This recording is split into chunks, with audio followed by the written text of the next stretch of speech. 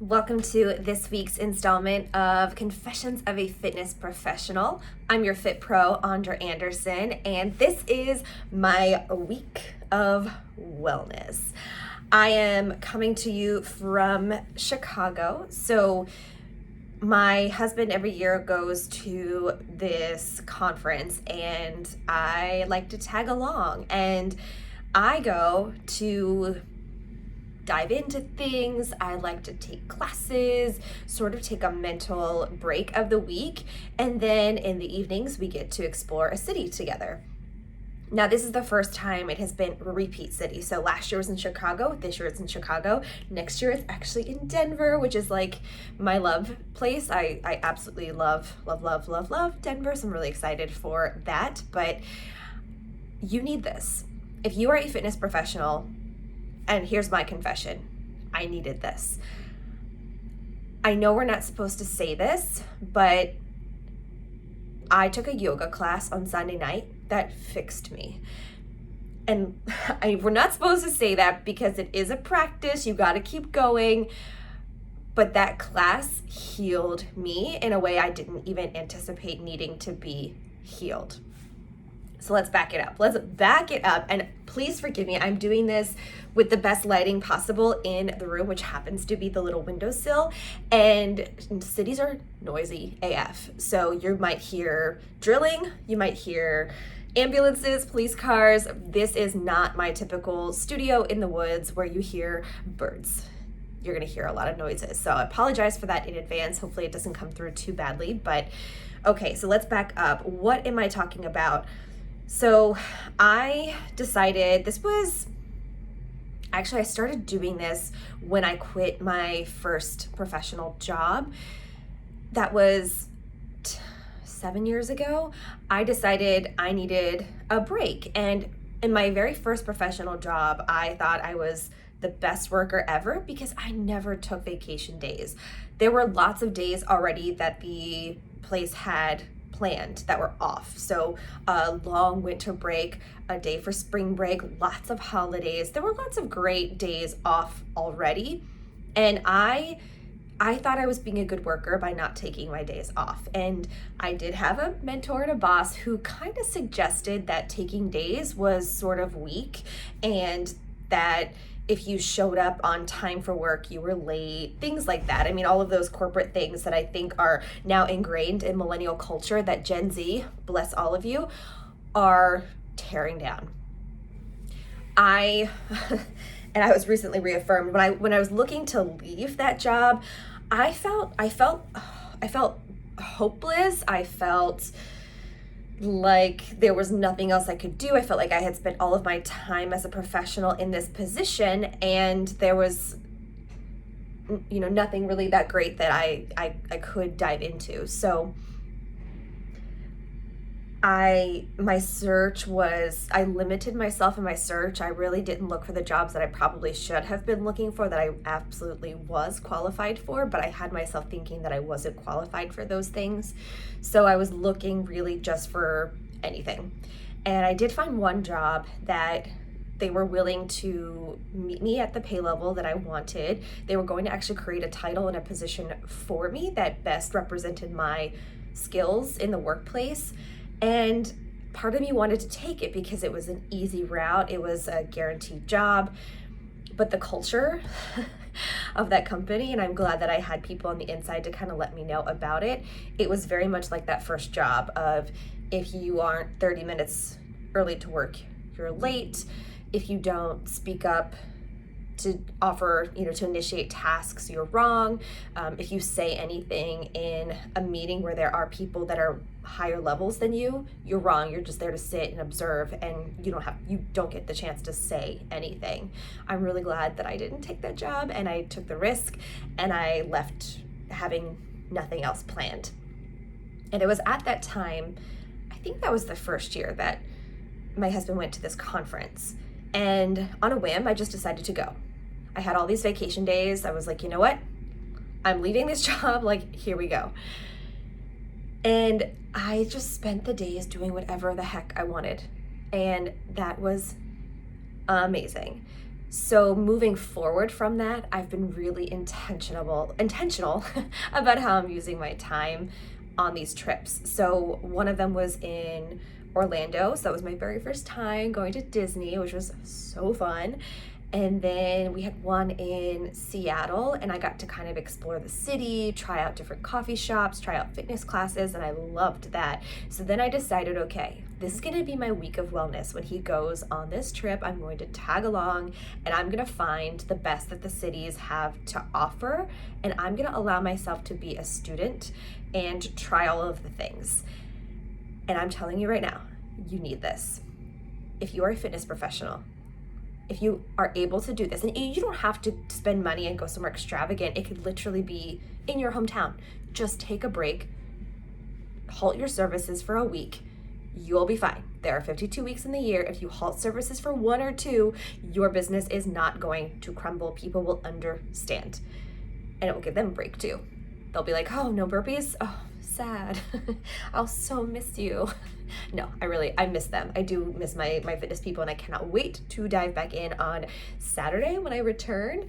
But it's such a great time. It's so great to take the time for yourself, to allow yourself to step back and be a student.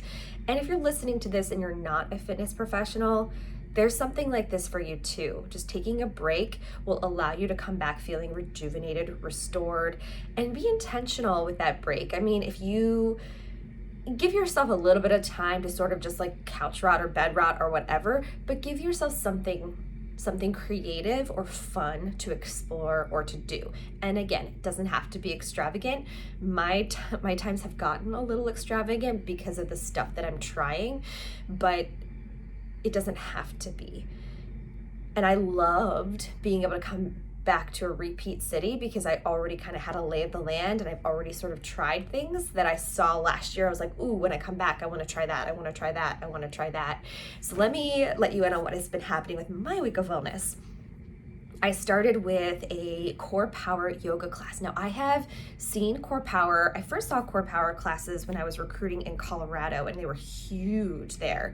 They're bigger in cities. I don't know. I'm trying to think where the closest one to my house is. It's probably 45 minutes to an hour.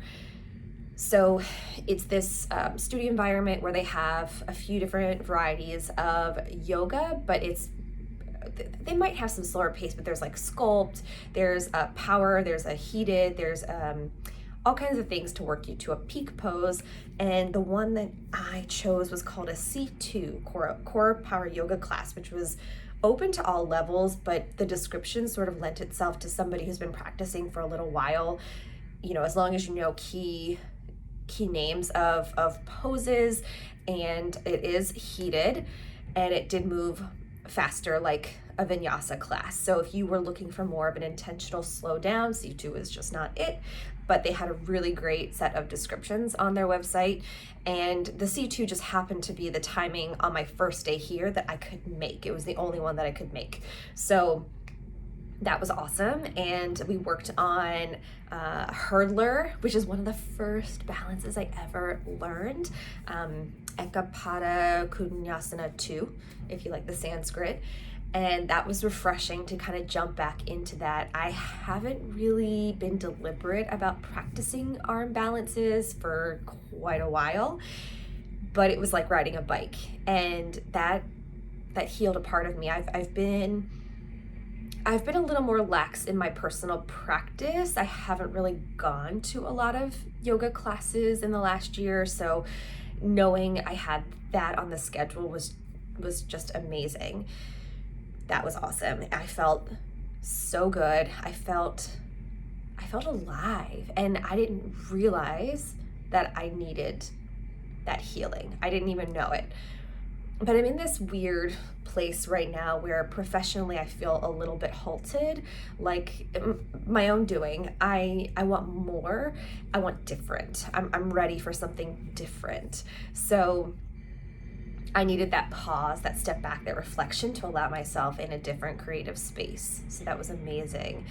And the rest of the week I had different things for each day. So each day I tried to plan some kind of a class and some sort of a restorative practice. So Monday I went to a solid core class, which is my second solid core class ever, and that was amazing and really freaking hard. It's basically the first 15 minutes you're in a plank. You're in a plank, and the focus for this week's classes at Solid Core, so they have different muscle group focuses every week. This week was shoulders and hamstrings. So there was a lot of standing on the reformer and a lot of planks, but there were some movements that I'm used to doing in our boot camp class, so they felt a little easier. I felt a little bit stronger, but I definitely don't spend 15 minutes a day in a plank, so that was challenging, and I'm still really feeling it, like at the top of my abdominals and a little bit in my chest, a little bit in my shoulders.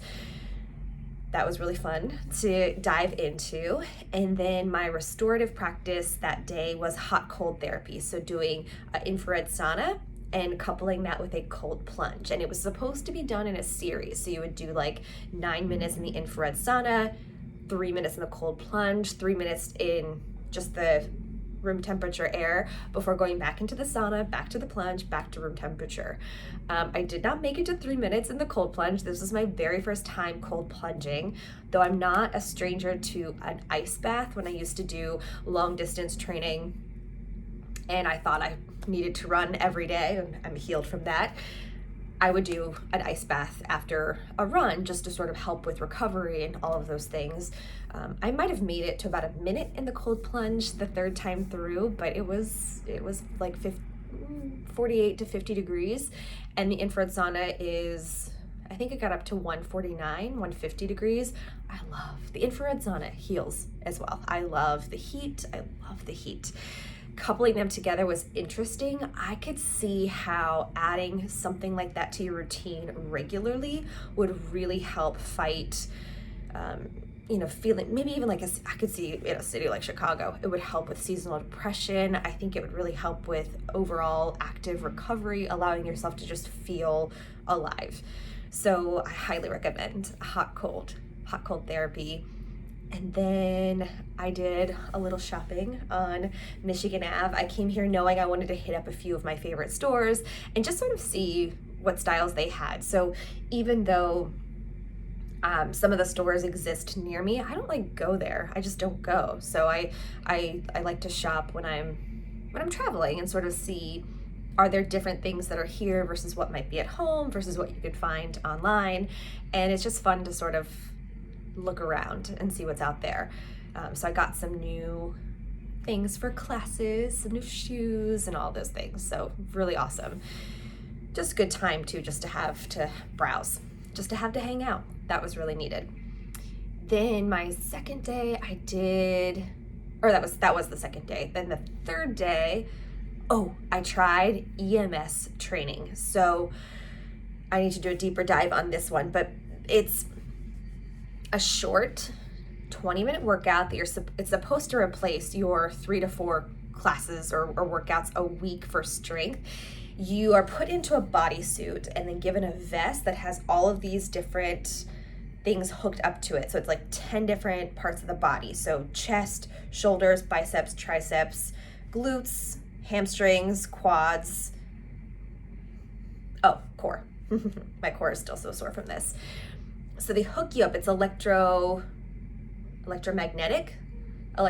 So it's like a little vibration as you are doing these different workouts. And then they hand you a set of light weights, or they have little squeezy balls that you can use if the grip is not working for you.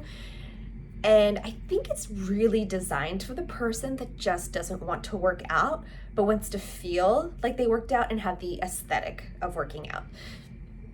So when I was talking with the trainer, he was like, it's so uncommon to have somebody who knows the movements and has worked out a lot before. They do get some athletes, but for the most part, it's people that just don't want to incorporate working out into their schedule, but they want it to look like and feel like they do work out. Thought that was very interesting.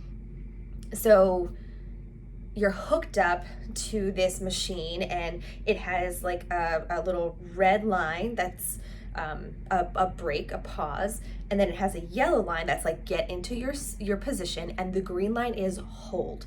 So for example, the first round through was a squat. So hold on the red line, yellow line, get into your low squat position, holding your arms here. Green, squeeze, contract, hold. So it was like a 5-second hold. And the more that you squeeze, the higher and the faster the little vibrations all over your body go. So normally when you're doing a squat, you might feel core engagement, you might feel the glutes engagement, maybe even calves depending on how you're squatting, maybe inner thighs depending on how you're squatting. But for this, it was a little more kind of bang for your buck. So you're sitting in this low squat and you're squeezing, and all of the little electrodes all over your body were vibrating. So they were working the muscles, even the ones that you weren't necessarily doing in that movement. And this is for the whole entirety of the class. So we did lunges, we did some arm, shoulder movements, some back movements, some bicep curls, and some tricep pushbacks. And regardless of what muscle group you were working at that time, you were feeling the vibrations all over the body. Now he pushed my max to 65%. So they do it based on your body composition. It's actually the more muscle that you have, the lower it is, and the higher fat to muscle ratio, the higher the percentage is. The percentage doesn't necessarily mean like out of 100, oh, you got to 65, so you're 65% strong. It's really more about your body composition and also your goals. Like they sit down with you to kind of figure out what your goals are with the process. So we settled on about 65, and when it hit 65, it I don't want to say it hurt. It was tight. Everything felt really tight. So imagine everything is really, really tight in your body, and then you have like 10 Theraguns like constantly vibrating in that spot. That's kind of what it felt like. It never hurt. I never got electrocuted. It wasn't pleasant. It was a little uncomfortable, but it honestly wasn't unpleasant. Would I do it again? Sure. Could I see the benefits over time? Absolutely. Especially if you don't want to work out. Now, as a fitness professional, I'm here to tell you, you got to do what works best for you and your schedule. And it's an option. It's something that you could absolutely do if it's something that's available to you. So I did just one session, and it was $125. But if you signed up for like a 4-pack, the cost reduces. So over time, if you did an 8-pack, a 12-pack, a 16-pack, you could really reduce the cost of it. And over time, I think maybe 4 or 5 classes it would take to probably see some big results. And of course, you're gonna see better results if you walk every day, if you are able to, rein in your nutrition and hit those goals for yourself as well. And they walk you through that whole process. They're all trainers and nutritionists, and they have all of that expertise. So I thought that was interesting to try. That was kind of like the thing I was most, I don't want to say most looking forward to, but really looking forward to. And then I coupled that with a lymphatic drainage massage. I have never done that before. I've gotten a lot of massages. I've gotten athletic massages, Swedish, really a lot of different kinds, but I've never had lymphatic drainage, and that was different. So I actually got to go back. So last year I went to this place called Freeze and Float Spa, and I loved it. So I booked my hot cold therapy and my lymphatic drainage this year with them. So I've done like 5 different treatments with them, which is really cool. But my tech was awesome. She was super nice and super knowledgeable, and she made me feel so comfortable, and she was very into the science of it, which I thought was really awesome.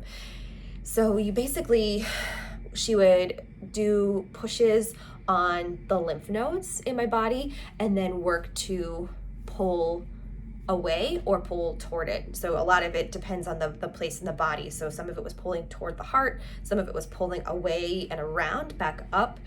She used a variety of different tools to help with that.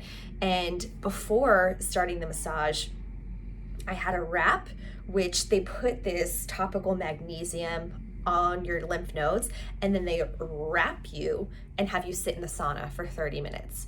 That was divine. That was divine. I love the infrared sauna. It was different being like wrapped. I sweat a lot more. And I had to drink about a gallon of water while I was in the infrared sauna just to kind of keep the hydration up. But then the massage, so again, she like pressed on the lymph nodes. I've never had a massage like on my belly, so that felt different, having somebody like poke and prod around different places in the belly. I did feel, and she hadn't had somebody experience this before, so I felt kind of like a flushing feeling in a couple spots. But when she was working on, I think, my left leg, I felt this cold sensation just above my right shoulder, and she kind of like had big eyes like, really? I've never heard of that before. So I'm thinking, did I have like an out-of-body experience? What was that? So I'm gonna look that up for sure, but that was interesting. I just felt this like cold, and she said a lot of it is, things moving around in your system, nerves, things like that. So who knows what that was, but that was a very cool experience. I could see that being really helpful for somebody that has a lot of like bloating and swelling and, wants to overall reduce those. I feel like my jaw looks more sculpted today, and I guess I feel less bloated, and I had the best sleep ever because of the magnesium last night. Like, I slept like a baby, and that was a really fun added benefit of that. So I really wanted to try that because I've heard about it, and I really wanted to see what it felt like on my body. And that was day 3. And today I am going over to the West Loop, where I get to go to some of my favorite stores like Uncommon James. Love Uncommon James. And one of my favorite Lululemon stores that I've ever been inside is over in the West Loop of Chicago. And I'm gonna try a stretch lab class. So I will report back on that on our next podcast. I've never had a stretch class before like that, where in my mind and what I'm seeing on their website, it's a little bit like a physical therapy appointment, which I've never done before either. So I'm curious to see what that's like. But first, I have to go get some grippy socks because I didn't know I needed grippy socks for that class. So I have to go buy some. Oh no, I have to go buy something for a fitness class. Oh, too bad. So that is my plan for today. And this has just been such a fun, rejuvenating, and refreshing week. And I'm glad to be able to have the opportunity to do it while my husband is on a business trip. And it's just a reminder that even if you are in love with what you do, you still need a break. You still need a time to walk away from it, to try new things. I mean, my creativity right now is just buzzing, and I had classes, so I have places to be at certain times, but it's different. I'm not leading it, so the mental load is just so much less. And this has been really fun, and a reminder that maybe we need to do this a little more often. Not just totally, break our cycles, but like take a step back every so often and allow yourself to look at it from a different perspective, a different view. And honestly, trying all these new things reminds me what it's like to be a new client, and it's a great reminder for how to treat new clients. So I've been welcomed, pretty well by people this week, and there were certain things that some people did that I'm like, ooh, I'm gonna adopt that, I'm gonna try that. And just inspiration, I think, is really, really important for whatever line of work you're doing, but especially if you're a fitness professional. So often being in a job where we provide a service, you kind of forget that you need to take a step back and allow yourself to experience the services as well. So good reminders. But that is our confession for the week. You need a break. You need a wellness break, a wellness vacation, if you will. So important. So yeah, I will share the rest of my journey in next week's podcast, but also would love to know if there are things that you want me to cover, if there are questions that you have. I did get one question that I will address in another podcast about just nutrition. I'm not a nutritionist or a dietitian, but I'm happy to kind of share things that I've seen and observed from a non-medical and non-dietitian standpoint. So not advice, just observations. And yeah, that's our confession for this week. So I will see you next time. Bye.